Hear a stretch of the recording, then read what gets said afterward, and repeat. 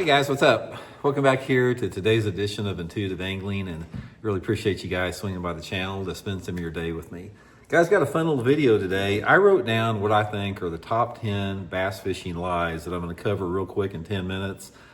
Each one of these, a lot of people fall for them, but there's maybe a tiny element of truth to them, but more or not, they are pretty much lies as far as what people think about bass fishing. So I'm going to sort of go through these in a rapid fire pace, top 10 lies in bass fishing in 10 minutes. And maybe someday we'll do a video in each one of them. But today's video, I just wanted to sort of go over that nice little fun video here. I'm also going, guys, real quick, you hear me talking about this. I'm getting ready to do some product reviews for this coming holiday season. And if you're looking for a spinning reel, guys, one that I've just been using recently, this is that new Lews hypermag spinning reel. This thing is freaking awesome. I absolutely love it. 11 ball bearings, 6.2 to 1 gear retrieve ratio, holds 160 yards, a 10-pound line. I'll put this reel in my Tackle Warehouse link in the description of the video if you guys would like to try it out. Good price on a really good reel here. And like I said, we'll be doing quite a few product reviews coming up here in the next month or so. I'm also, guys, real quick before we get started, anybody interested in booking an on-the-water lesson with me? I'm taking jerkbait lessons right now for the next 2 or 3 months. Just send me a private message on my Facebook page, Randy Blaukat Professional Angler, and I'll get you guys set up for one of those trips there. So really appreciate that. Okay, guys, I took some time to write down what I consider the top 10 lies in bass fishing. We're going to cover real quick in about 10 minutes here. And like I said, each one of these, it's a video within itself, because there's a lot of misconceptions in bass fishing that people have bought into for whatever reason. And I'm just sort of giving you guys my personal experience on what I think are some of the main myths and lies in bass fishing. So here we'll go.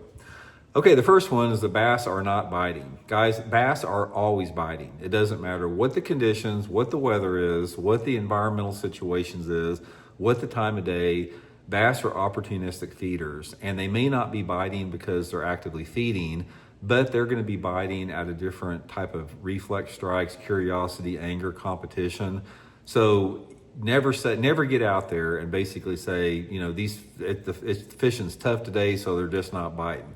They're always biting. And if you don't believe me, just go to bass fishing tournaments, because, guys, I have fished tournaments in every condition you can imagine. Worst possible situations, there's always bass brought to the scale. So bass are always biting.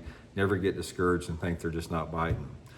Second lie, guys, is that you have to get up early to go fishing. Like the early morning bite is the best, and bass bite early in the day. That's a big lie. It's like, I don't understand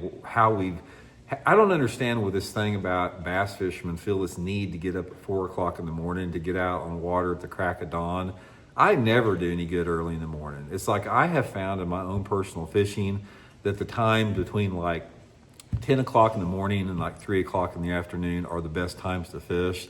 So don't get sucked into thinking you got to, set that alarm for 4 o'clock in the morning to get out there at daylight, because in my opinion, morning is the worst time of the day. Early morning is the worst time of the day, in my opinion. Number 3 lie, guys, is you got to keep up with technology or you're going to get left behind. That's bullshit. That's a lie. You do not have to get sucked into technology and live scope and forward-facing sonar and all that crap. You don't have to keep up with technology, and you're not going to get left behind. There are different populations of bass within a lake, and there's always a population of shallow bass to be caught that you can catch without any technology. The past 3 years, guys, I've been able to finish like in the top 15 in the Angler of the Year on most all the circuits I fished around here. And I could have caught every one of those fish without not even having a depth finder on my boat, just having a trolling motor and my rod and reel in my hand. So you do not have to, don't feel like you're, leaving something behind if you're not keeping up with technology. Number 4, and this is one sort of my pet peeves, people think that bass are just these pea-brained, dumb creatures. They're not. Bass are highly intelligent. They are masters of their domain. They have been on this planet, the largemouth bass lineage, for over 3 million years. Humans have only been on this planet for about 1 million years. So you don't survive as a species by being stupid. They are very adaptive. They fail quick. They learn from their mistakes. They are apex predators. So you can't equate human intelligence with a bass's intelligence, because I don't care what you are. If you've survived with all the changes that we've had and adaptations that are necessary to keep a species alive for 3 million years, you are bordering on being a genius. So bass are not stupid. Next one is that number 5 is that cold fronts turn fish off and make fish back off and make them tough to catch. This is another lie. Fishing normally is slower after a cold front because you have to make adaptations to the environmental changes, because most of the time when you have a cold front pass through, you have a completely different set of situations as far as conditions. Prior to a cold front, a lot of times you got south wind, overcast, it's warm. A lot of times after a cold front, it get bluebird sky, the wind comes out of the north, the temperatures drop.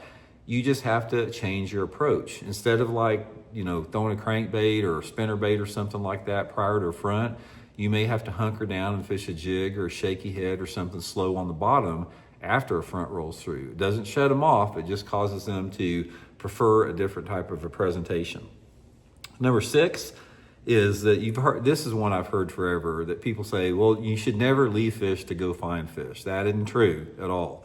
Because here's the thing about it, it's like, a lot of times I leave fish that are biting to go look for other fish because I don't feel that the potential is there, especially like when I'm talking about different sizes of fish, to keep me there. If I'm on an area and I'm getting bit constantly by pound and a half fish and I need 3-pound fish, I'm not going to stay there even though I'm catching them every single cast. I may have to make some type of an adjustment in the area, go look for some type of different structures.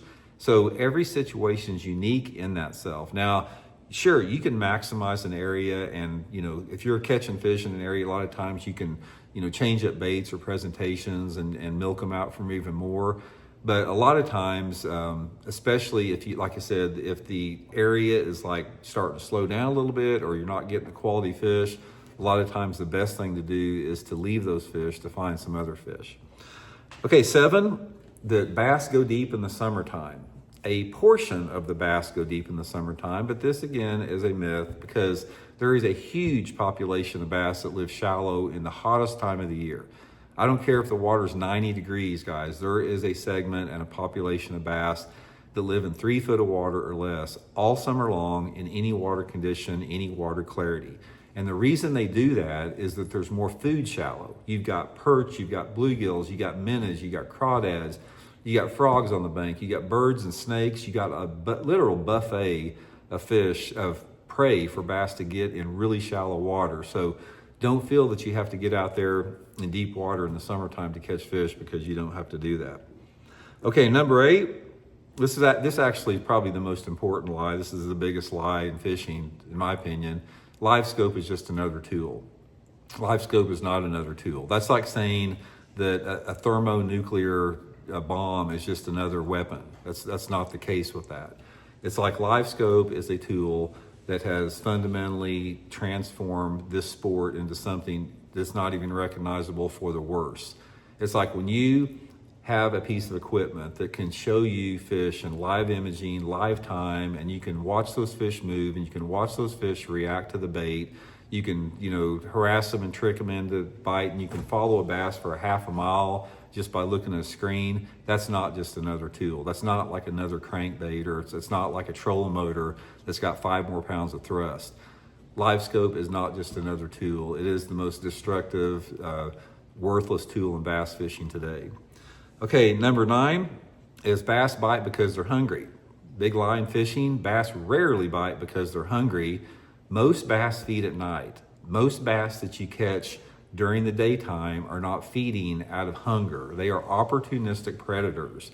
And if they have an opportunity to get a prey, if it's in the daytime, they may take it just because they're opportunistic, but they are not actively feeding most of the time during the day. Most of the active feeding occurs at night all year long, 12 months out of the year, where they actually are hunting for prey, where they're looking for prey all the time. They're swimming looking for prey. That goes on at night most of the time. When you catch a bass during the daytime, it's usually out of some other instinct that the bass has beyond hunger. And finally is that bass slow down and get lethargic in the wintertime.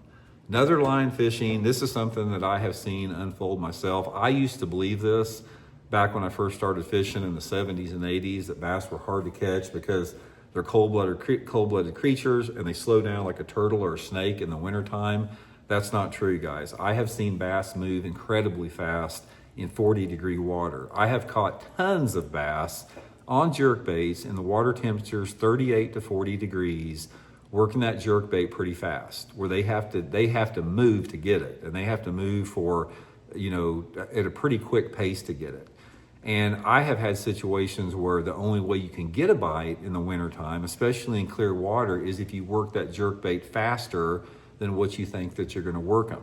Now, you can't equate like a bass to a turtle or a reptile or something like that, because even though they're cold-blooded, it affects them differently. And bass can travel long distances. They actively feed all winter. They don't get lethargic. They might slow down a little bit like in dirty water, but overall, bass move and they're more active in cold water than what we've ever thought before. So anyway, guys, quick 10 lies, myths, and I'm not going to say they're complete lies, but they're 10 things that are on the borderline of being a lie in bass fishing in 10 minutes. So anyway, guys, I hope you enjoyed it. I hope it shed some light on those bass out there, and we'll check in later.